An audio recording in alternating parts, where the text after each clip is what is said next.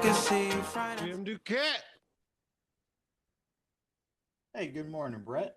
how are you? Man, I'm doing good. It was a rainy weekend here, but it was a good weekend. A lot of good Rain's outdoor good. time spent. Rain's good.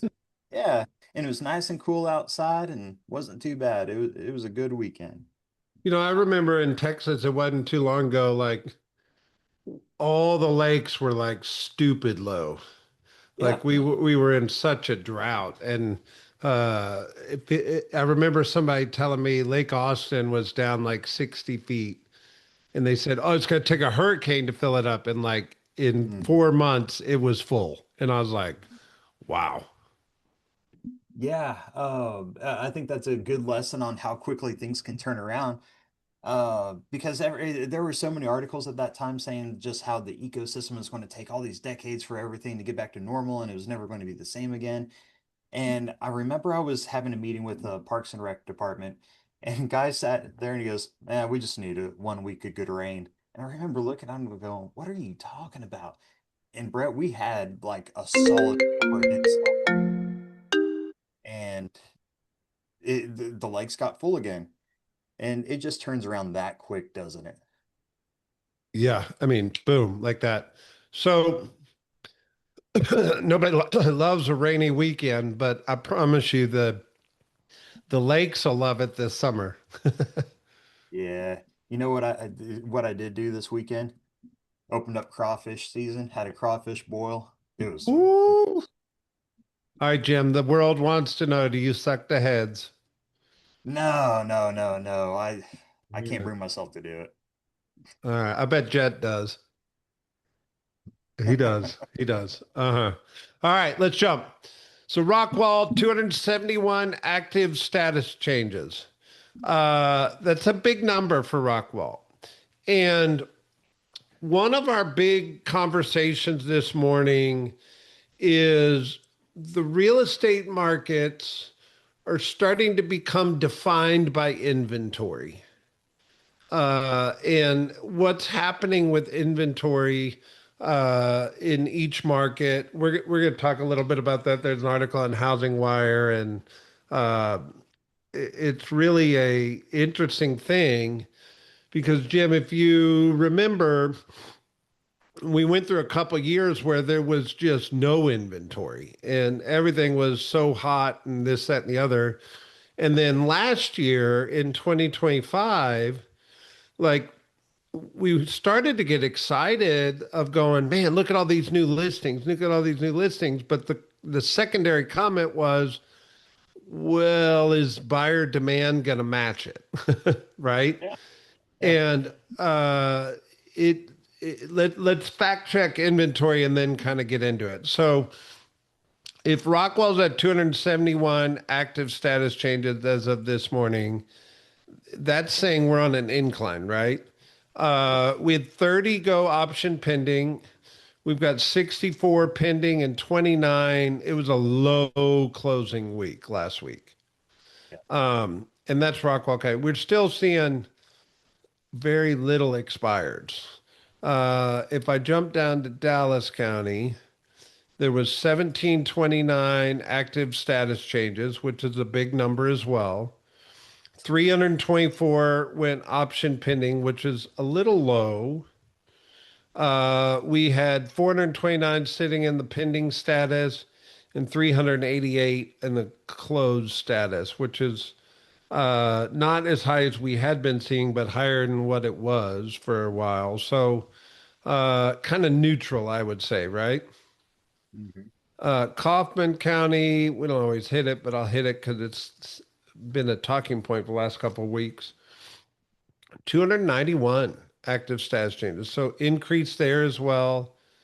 30 option pending, 81 pending, and 77 closings in the last 7 days. So just interesting, if there were 77 closing in Kaufman County and Rockwall County had 29, that's almost more than double in Kaufman County than Rockwall County. A bigger county, right? Yeah. All right, so Brett, let me ask you. We're used to seeing like the spring surge, and as we look across these active options or active option contracts and pending, you said it a second ago, I like that. We're just sitting kind of neutral. Yeah. I Uh, what do you yeah. make of that in the market right now? Look, we've got a giant conflict going on overseas. And I think it's causing the market not to go negative, but to just stall the spring market. Maybe stall's not the right word. It's making the spring market more neutral instead Yeah, of hot. And not bad, just neutral. yeah. Yeah. Um, It, Collin County, 1522, 222 option pending, 377 on the pending, and 315 on close. So it just wasn't a good week for closings, obviously. But remember, we're now in the period of time 30 days after Iran. So anything that was written or closed has a high probability that contract was written after the Iran conflict started at this point. All right. And then out at the lake, 117 active status changes, 21 went option pending, which is healthy for the lake. 18 are sitting pending and 19 closing. So they're not seeing it as much. no. What do you make? It's weird because as we're looking at Dallas County, so we've seen a couple weeks now. I don't know how many weeks. I feel like it's been three or four, where we look at Rockwall County, and man, I don't feel great about the Rockwall County numbers. But then we look at Dallas County, and I think Dallas County looks really good. So as I'm just typing in some different data points here, and it's exactly that. Dallas County is doing extremely well. And I think where that means for us right now, if we're looking at that additional pool to be pulling out of, Garland is in Dallas County and it's right across the bridge from us. And it's that market is doing really well. Yep. And so I think right now is, I do think in watching this and doing this for the past couple of years with you, Brett, we see some of these counties and Rockwell in particular that just have this lag effect for some reason. And you'll see Dallas County be up, and then all of a sudden you'll have these great numbers come out of Rockwell and some of the outlying areas. And I think that's Yeah. probably going to happen right now. We just need those additional, know where those other areas where we need to fish right now. Yes, sir. Mortgage rates came down a little bit this week. At 10 o'clock this morning, they're closing down the strait in Iran, which my educated or uneducated or suspicion is price of oil is going up, which means inflation is going to go up, which if history repeats itself, I think you're going to see an increase in interest rates this week. Yeah. Not, I don't know how much, but not a lot. But it's still going to, I don't think they're coming down this week. They're probably going up. All right, let's go into this housing inventory. So, this article on Housing Wire says, is housing inventory about to turn negative year over year? So, I pulled it off our stats. Like, we certainly always have a inventory bell curve every year. It normally goes up in the spring, comes down in the third, fourth quarter, and then it just typically does that year over year. Well, we were so low inventory for a number of years. And then in 2025, inventory just shot through the roof. And we got excited about it, as I said, but it doesn't mean that demand followed. And what is starting to happen is inventory is not growing at the same rate in the spring market that it historically would. So if you look on Housing Wire, it's saying inventory growth fell to 3.2% from a peak in 2025 when it was growing at 33%. So that's a significant difference, right? But if you look at these charts, um, 2025 was such a big year of inventory. But we lived through these years when inventory was really low. But what's happening is in 2026, I believe this 2026 line is going to cross 2025 and come in underneath it.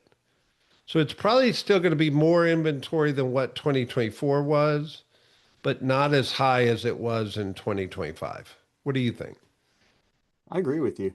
Again, just pulling up real-time stats, year over year new listings, Brett, 0% increase or growth in Rockwall County, 0.7% in Collin County, and negative 1.5 in Dallas County. So the suburbs were positive, the center was down. Ever so slightly positive. Yeah. Yeah. Yeah. Anyway, just something to pay attention to because I think inventory is going to define the rest of our market. So, where is my crystal ball? I said this last week. Remember, we're a supply demand market. So, I do believe buyer demand is higher right now than it was a year ago. I do believe if the Iran conflict uh, gets to a place where the American public feels like it's resolved, we're going to have a late wave of real estate this year. If it doesn't get to a place where it feels resolved, we're going to have a neutral year. What do you think?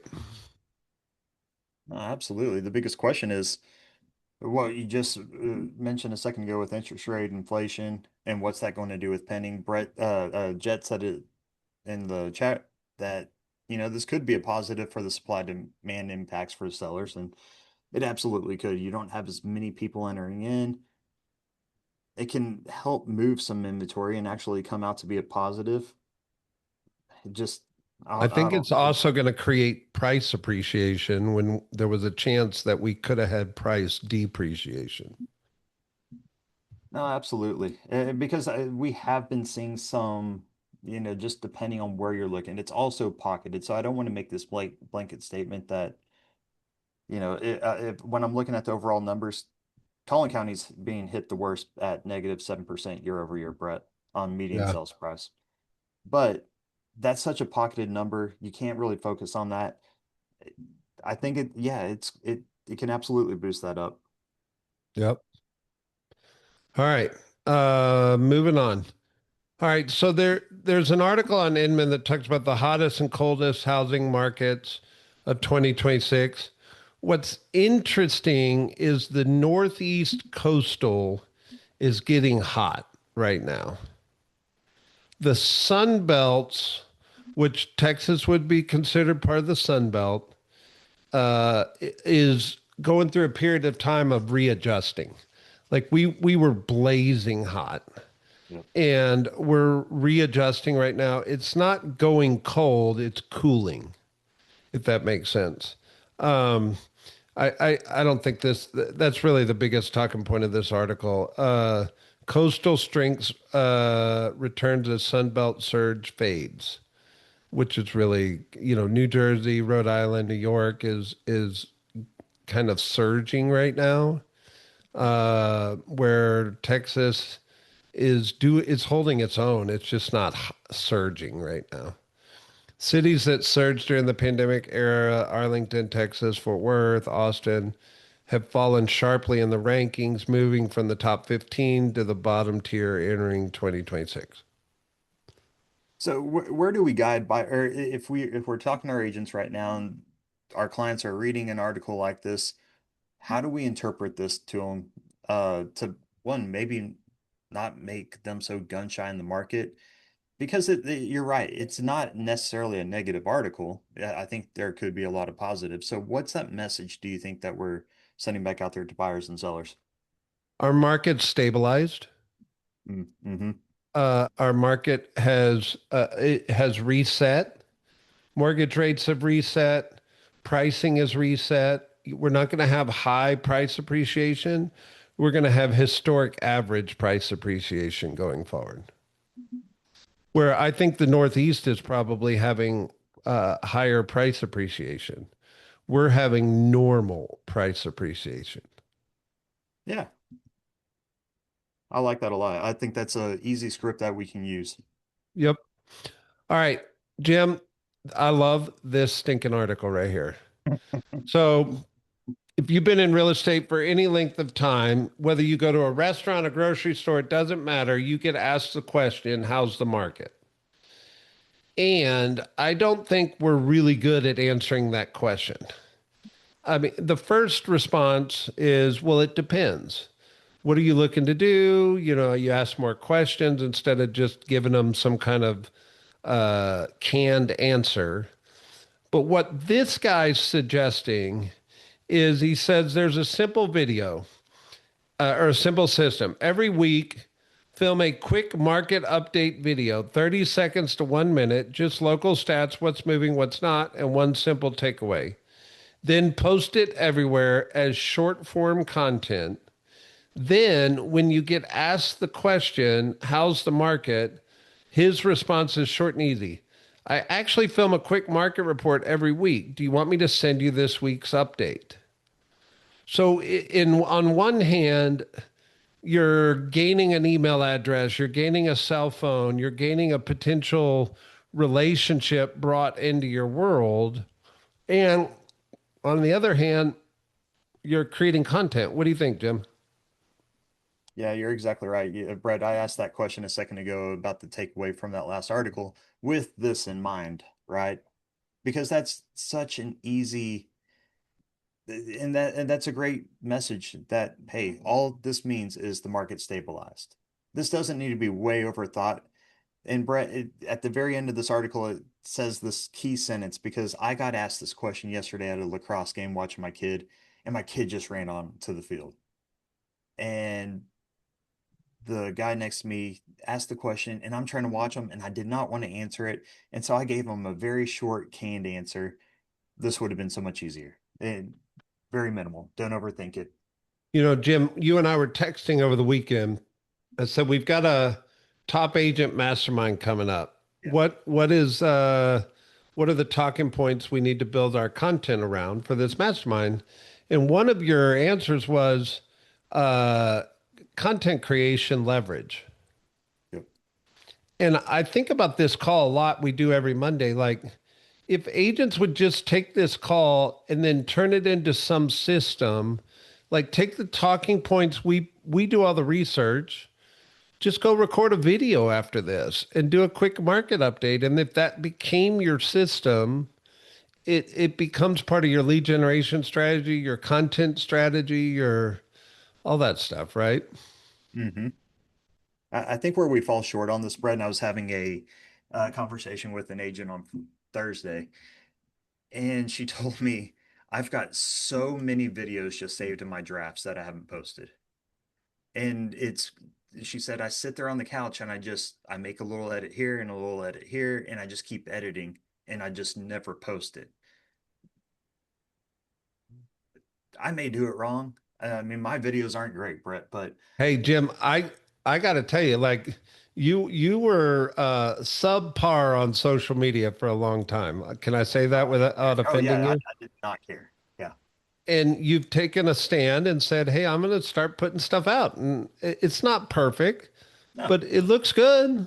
Yeah, and I don't overthink it. I will make sure that my captions don't read something funky because they do that every now and then. But otherwise, I just post it and go because I will overthink it like crazy. You just got to post it and go sometimes. Yep. All right, a couple quick things. If you weren't aware, NAR settled the buy side commission lawsuit on Friday. So here's what you need to know. It's just simple. You know, we have a sometimes there's a love-hate relationship with the board, and it usually the hate part comes around when we pay dues annually and things like that. But I will say, because we're part of a trade organization, they do have our best interest at heart. And the seller side commission settlement is the one that everybody was super nervous about. I guess it's almost been a year and a half, 2 years. But this was the buy side. So now any realtor member is now protected against commission liability. That's really all you need to know. And I think it's a really positive thing for our industry. Yeah, my favorite was there's nothing new that we're gonna have to do because of it. No new forms or anything as of right now. Nothing. Yeah. There's no change to the industry. It's just a liability risk that's been settled. Yep. All right. Found this article. It said Huffines Enterprise nears completion of big residential communities east of Dallas. Final phase at hand for neighborhoods in Kaufman and Rockwall County, nearly 7,000 homes combined. What do we need to know about this, Jim? Really large communities that have been built. I mean, I think probably the bigger thing, Brett, is that they're just going to continue building them. I mean, at least in these areas. Uh, that's really it. I mean, we're seeing one complete, and I feel like we have two more popping up in each of the areas. We've got a Yeah, lot of growth. a lot of growth. I was laughing because I was poking fun at Royce City last week, and then this is on here, so we'll leave that there. All right. The other need to know, this is on the Dallas Business Journal, and I find this a fascinating article. So, the social shift of real estate. Baby boomers historically, or the older generation, let me start there. The older generation historically would downsize from the large square footage homes. And then the younger generation who's having kids and needs the square footage to raise their families would move into those houses. And right now, baby boomers are holding on to large square footage homes, and millennials are dying on the vine, having kids, and need square footage. Hmm. And it's just a weird social shift that's happening in the housing market.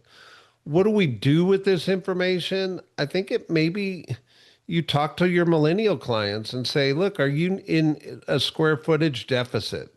Like, are you outgrowing your house? Let's see if we can get a strategy together to get you some more square footage for your emerging family. Um, if I'm putting messaging to baby boomers, hey guys, you're holding on to the square footage that the next generation needs. Historically, we've always downsized older generation. If it's something that's been on your head, there's a family in need of your house. Should we create a strategy to get you downsized? It will happen. It just they're locked into their houses right now. Yeah, I think there's a lot of conversations going around that right now of, man, I would love to move, but I also don't want to give up that 2.75 interest rate. And where would I go? Yeah. Yeah, those in my head kind of go hand in hand. All right, last article, Jim. The real estate easy button doesn't exist. Man, I'm glad somebody said it. All right. Success in real estate comes from doing the work that others avoid. The author of this article is kind of telling his story. He's saying, when I first got in the business, I realized something quickly. People didn't want to spend time studying contracts. They didn't want to role play objections. They didn't want to host open houses multiple days a week. They didn't want to practice scripts or learn the legal language of the transaction. So he did, and it paid off. And he said, while others were waiting for opportunity, I was trying to create it. However, in real estate, everybody believes there's always an easy button, and there's not. And his argument is people are leaning into AI right now, thinking it's an easy button to succeeding in real estate. And I do think AI is really important for real estate right now from an efficiency standpoint. But there's one sentence down here. It says, it's about relationships. And you've got to ask yourself the question, there is no easy button to relationships. So, what is the work I've got to do to relationships? Is it face to face meetings? Is it How do I build the relationships around me that cause me to succeed in real estate? What do you think, Jim? Gosh, that's probably the most insightful thing I've heard in a while. That just so simple. Relationships are not easy, Brett. But that's the name of the game. And I remember coaching agents quite a bit, and I would tell them, look, whatever you do, the biggest battle you can win is just getting that scheduled appointment. Because I know for me, I don't always just come off the greatest on the phone, but if I can get in front of them, I can be pretty likable character sometimes. So get in front of Sometimes. more people. Sometimes, not all the times, sometimes. So, you know, I, relationships and can't be replaced by AI. We had a great AI mastermind and workshop last week. And it will forever be the one thing it can help you leverage, but it can't replace this. Mm-mm. And how do you focus on relationships? Well, you got to put yourself in opportunity to become face to face with people, in opportunity to become uh uh the you just got to put yourself in position of contact with people, right? Yeah, it's all about it's time. So, what's the goal of time? How much time do you need to start building any sort of relationship? And a business relationship, what's that time look like for you? And what are those key points you need to hit in order to start building it? Yeah. All right. There's a couple things some people put in the chat. What'd y'all put in the chat, Weast? Uh, what's this 10K research? It's taking us back over to Netris trends, looking at median sales price for the MLS. And it's showing right now it's down 4%. Brad, I tell you, like one of the things, and even doing that, it's still down 4%. I love looking at a 3 month rolling average when I look at that median sales price. Love it. Jed, are you going to get that t-shirt? That's my favorite. I feel like I should. I feel like we need to sell them in the office, $20 a pop, and donate all the proceeds to Love Rockwall it. Cares. I love it. I love it.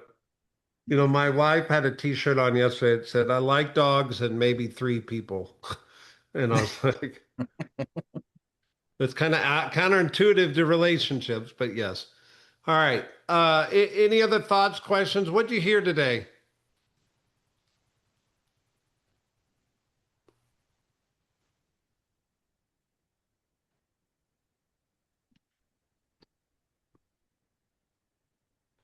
A lot. Great. I think the perspective around we're talking about the inventory position and kind of the supply demand. I think just kind of illustrates there's always multiple sides to the market. So the kind of up down dynamic it just creates an opportunity in a different place. I think it's just context of where we are, so we can have the right conversations with the right people that are they're looking at the market from their perspective. They're looking to buy something, they're looking to invest something, they're looking to sell something. So there's always a positive angle, and I think today Yeah. was a good reminder. Well, I just think I'm trying to oversimplify it, Jeff, but like, do I believe there's more buyers in the market today than there were a year ago? I do. And are there less listing inventory today than there was a year ago? I do. So if that's the case, it should be a better market than it was a year ago. Does that make sense? Like it's a supply and demand relationship. Yeah, 100%. There you go. All right, guys, there's your Monday update. Have a good one. By the way, you're supposed to pay your taxes in 2 days, but I know you're real estate agents and you all file extensions. But whatever you decide. Bye. Bye.